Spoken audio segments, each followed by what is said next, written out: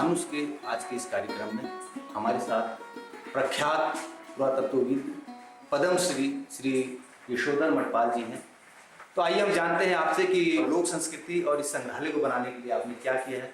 अशोक जी, मैं जन्मतः चित्रकार रहा हूँ और बचपन से ही मेरी रुचि चित्रकला में रही।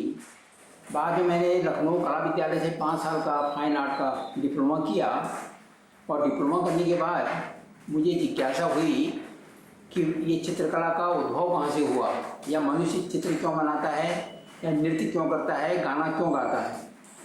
तो इसमें मैं उसमें के प्रसिद्ध जो कलाकार थे उनके पास गया और जो कुछ भी अध्ययन कर पाया मैंने फिर कला में ही MA किया। एक सुदूर कुमाऊं के इंटर कॉलेज में मैं अध्यापक था। तो एक समाचार आया था कि मध्य प्रदेश में कुछ गुफाएं मिली हैं जिनमें आदि मानव की चित्रकला है। तो मैंने उनका अध्ययन करने के लिए मैंने नौकरी छोड़ दी और मैं पूना चले गया। तो मुझे बताया कि आपको पुरातत्व में ये सब चीज़ें करनी होंगी, आदि मानव के बारे कला के बारे में। और इस प्रकार मैं पुरातत्व में चले गया और मैंने करीब 8 साल वहाँ अपने PhD में ही लगाए, क्योंकि जो मध्य प्रदेश में आज एक स्थान है भीमबेटका जो कि वर्ल्ड हेरिटेज साइट है, वहाँ मैंने अपना ध्यान केंद्रित किया और मेरा शोध उसी में हुआ। और वही एकमात्र ऐसी साइट है जिसको कि यूनेस्को ने लिया, क्योंकि किसी ने इतना समय लगा करके उन आदि मानव के चित्रों की अनुकृतियाँ नहीं की थी। और जब आदि मानव की संस्कृति की जब जिज्ञासा हुई तो उसके सामने लोक संस्कृति जो आज जीवित जिनको प्रागैतिहासिक कहते हैं उस कला के बारे में जानने की थी। और उसके बाद सन 83 में यहाँ पर आ गया अपने सब काम छोड़ करके, और मैंने यहाँ पर लोक संस्कृति संग्रहालय की स्थापना की। और मैंने सोचा कि सबसे पहले मैं उस पक्ष को लूँ जो बहुत तेज़ी से नष्ट हो रहा है। तो मैंने सबसे पहले यहाँ का काष्ठ कला जो कि गिरते हुए मकानों 200-250-300 साल पुराने मकानों का उनका अध्ययन किया और उसमें मैंने शोध ग्रंथ तैयार किए और पूरी स्थिति का सर्वेक्षण किया। क्योंकि ये कला केवल एक अकेला पक्ष नहीं है, बल्कि इसके साथ सभी दूसरे जीवन के दूसरे पक्ष भी आते हैं जिनको कि एक सर्वांगीण अध्ययन या होलिस्टिक अप्रोच जिसको कहते हैं, उस आधार पर फिर मैंने यहाँ के लोक संस्कृति का अध्ययन किया, यहाँ के वाद्य यंत्रों का अध्ययन किया, यहाँ के हस्तलिखित ग्रंथों का अध्ययन किया, मिट्टी में, धातु में और लकड़ी में, पत्थर में जो इतनी भी सामग्री जो बनाई जाती है उन सब का अध्ययन किया। और धीरे धीरे मैंने यहाँ पर एक संग्रहालय की स्थापना जो का सपना साकार हुआ। और ये संग्रहालय केवल एक संग्रह नहीं है, बल्कि यहाँ पर 20 से ज़्यादा शोध छात्र आ चुके हैं जो अपना PhD कर चुके हैं। और यहाँ पर IAS अधिकारी से लेकर के सारे प्रशासनिक अधिकारी भी यहाँ जो ट्रेनिंग के लिए आते हैं नैनीताल में, वो भी सब यहाँ आते हैं और उनको हम संस्कृति का जानकारी देते हैं। यहाँ का जो कुछ हमने अध्ययन किया है उसको स्थायी बनाने के लिए एक तो हमने ग्रंथ तैयार किए और दूसरा जो चित्र थे आदि मानव के चित्र और लोक कला के, उन पर हमने काम करके चित्र बनाए बहुत सारे। और यहाँ की कला दीर्घा में 300 से भी ज़्यादा चित्र है।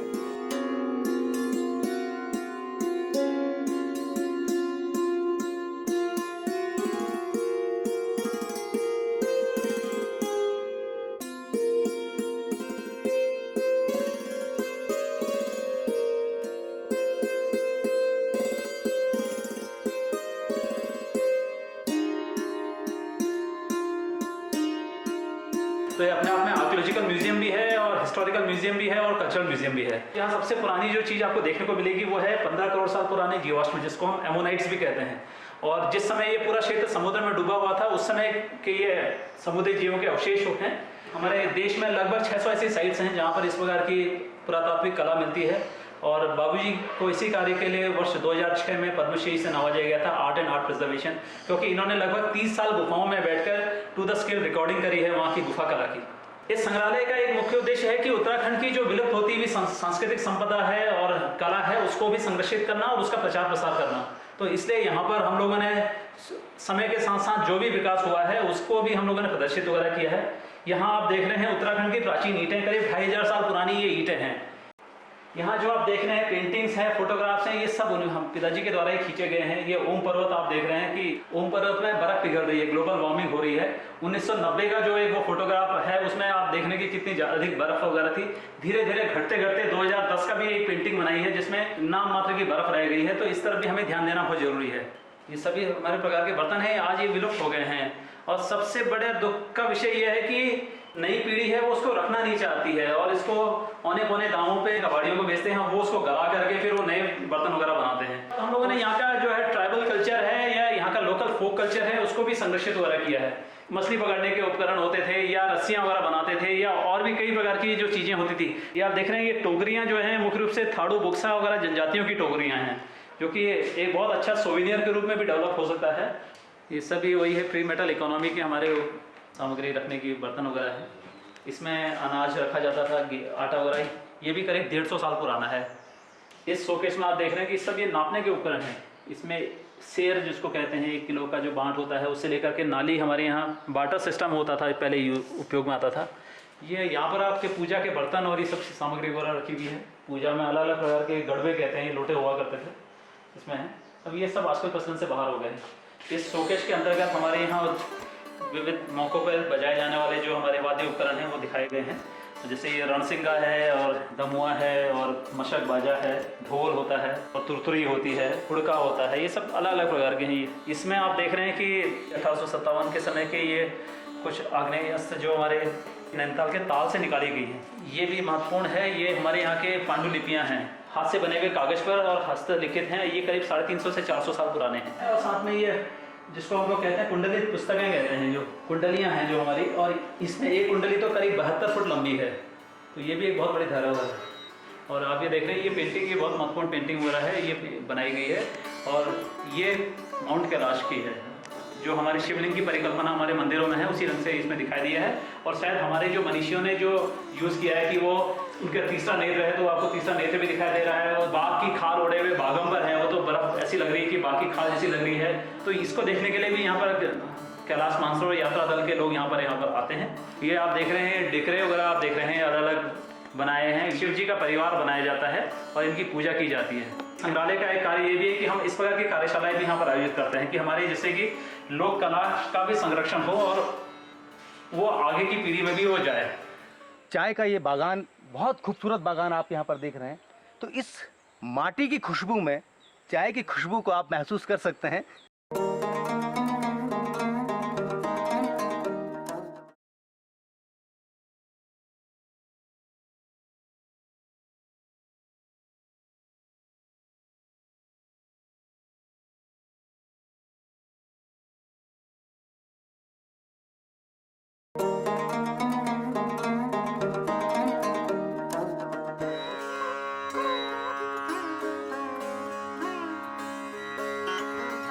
हम अभी घोड़ा खाल से श्याम खेत की तरफ हैं। श्याम खेत एक स्थान है जहाँ पर चाय का ये बागान, बहुत खूबसूरत बागान आप यहाँ पर देख रहे हैं। तो इस माटी की खुशबू में चाय की खुशबू को आप महसूस कर सकते हैं कि इसकी क्या खुशबू है।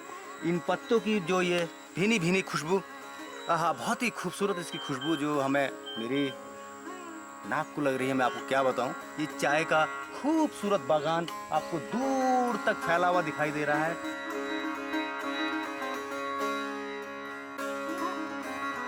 हमारे बीच में इस चाय बागान के मैनेजर श्री नवनीत चंद पांडे जी हैं। पांडे जी, आप बताइए कि ये इस चाय बागान की कब स्थापना हुई? ये चाय बागान का नाम घोड़ाखाल चाय बागान है। इसकी स्थापना वर्ष 1995 में हुई और इसमें जो भी यहाँ पे प्रजाति जो उगाई जा रही है, दार्जिलिंग समान उच्च गुणवत्ता वाली प्रजाति यहाँ पे उगाई जा रही चाय की। और वर्तमान में जो भी हमारा चाय का यहाँ पे उत्पादन हो रहा है वो जापान, केनिया, यूके, यूएस देशों को निर्यात भी किया जा रहा है। उसके अलावा स्थानीय जो पर्यटक यहाँ पे भ्रमण पे आते हैं उनके द्वारा ये चाय यहाँ से हमारे जो शोरूम है उसके द्वारा यहाँ से बिक्री की जा रही है। सबसे पहला इस चीज़ इसमें है, ये प्रमाणित जैविक चाय है, क्योंकि यहाँ पे हम लोग कोई केमिकल फर्टिलाइज़र यहाँ पे यूज़ नहीं करते हैं। टोटली जो चाय होती है वो जैविक विधि द्वारा होती है। सिर्फ इसमें काउडंग, कंपोस्ट आदि का ही यूज किया जाता है। साथ साथ जो नीम बेस्ड प्रोडक्ट है जो कि अप्रूव्ड है ऑर्गेनिक बोर्ड द्वारा, उन्हीं का हम यहाँ पे करते हैं। और वर्तमान में इस समय हम लोग यहाँ पे 10,000 किलो चाय का उत्पादन कर रहे हैं।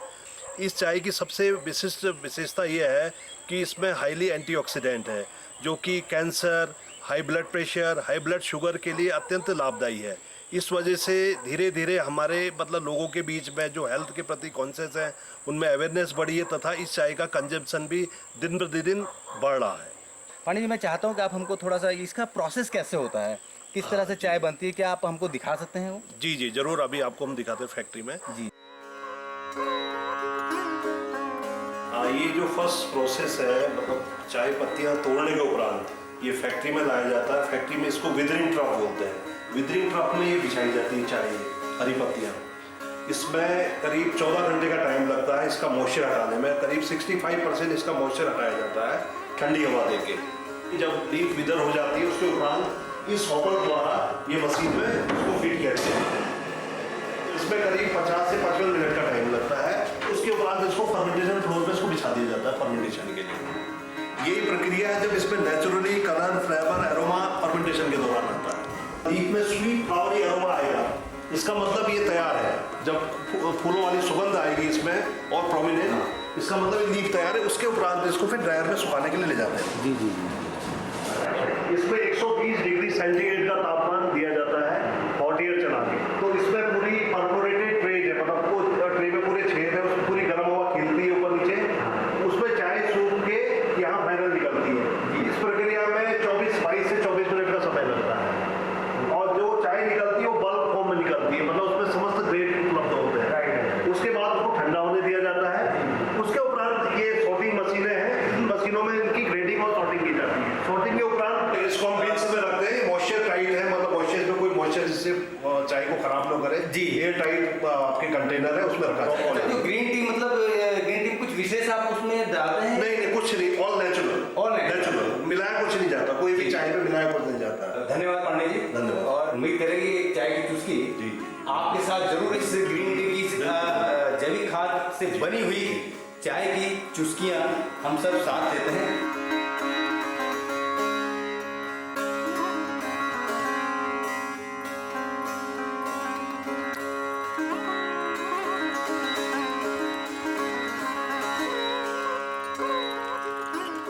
ऑर्गेनिक टी, हाँ देखते इसका स्वाद कैसा है। आहा, वास्तव में जितना पांडे जी ने बताया था उससे कई गुना ज्यादा बेहतरीन इसका स्वाद है।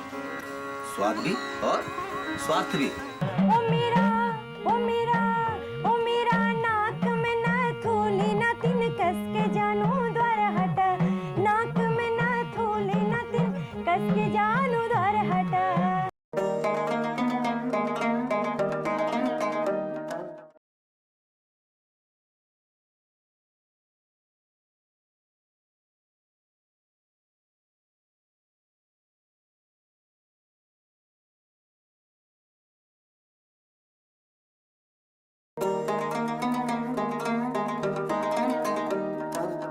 बरस दिन को पहलू में ना, बरस दिन को पहलू में ना, मेरी जो झुराए जाना, मेरी जो झुराए जाना।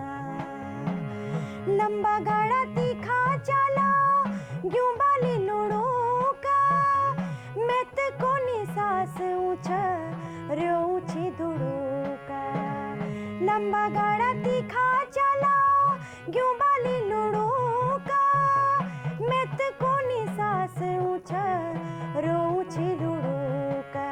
मेरी जो हिया भरी ऊंचा, मेरी जो हिया भरी ऊंचा। मैं तो बोलूनी का ना, मैं तो बोलूनी का ना, मेरा ही जो झुराए जाना, मेरी जो झुराए जाना। बरस दिन को पहलू में ना, बरस दिन को चैतों में ना, मेरी जो झुराए जाना,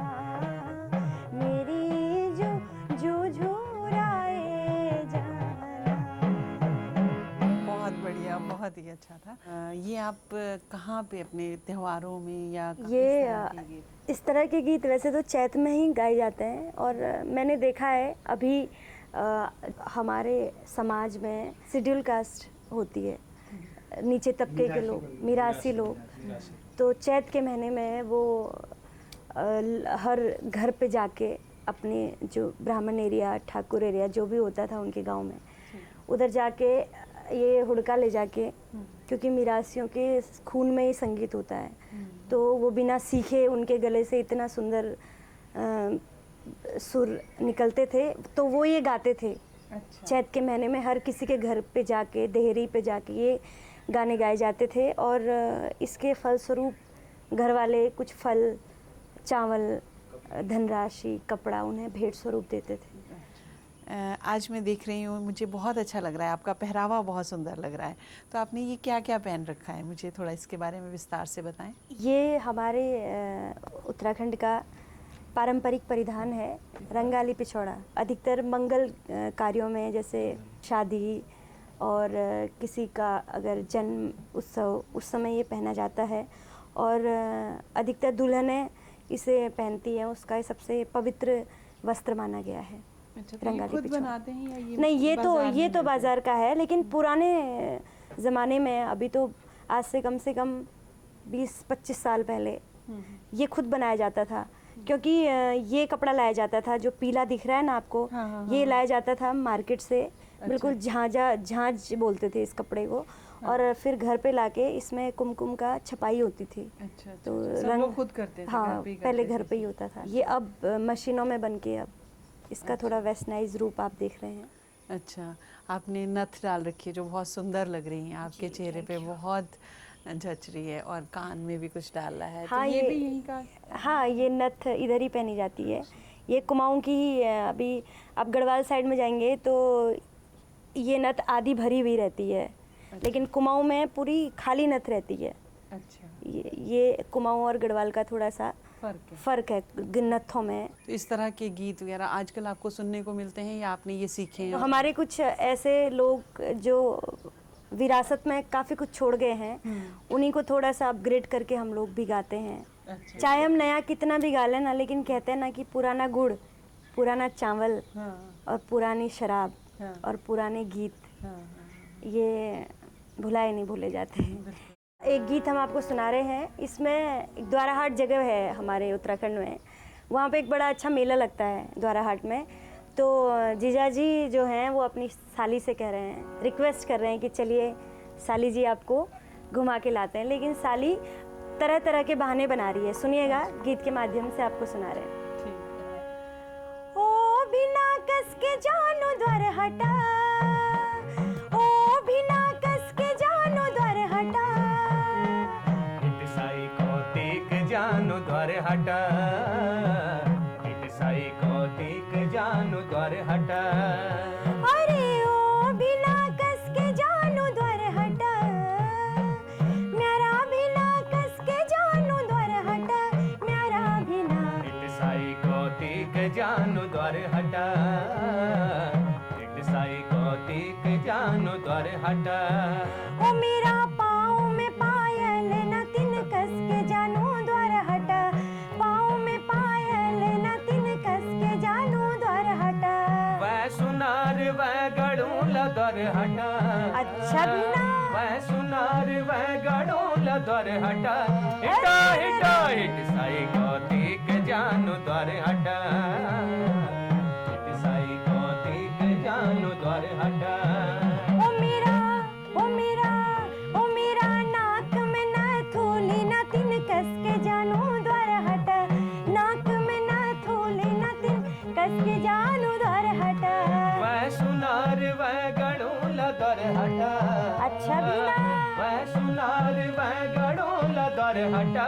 अरे रे रे रे। हिट साई को देख जानो द्वार हटा, हिट साई को देख जानो द्वार हटा। ओ मेरा आंग में आंगड़ी न तिन कस के जानो द्वार हटा, आंग में आंगड़ी न तिन कस के जानो द्वार हटा। वह दरजी वह सिलोला द्वार हटा, सच्ची बिना। वह दरजी वह सिलोला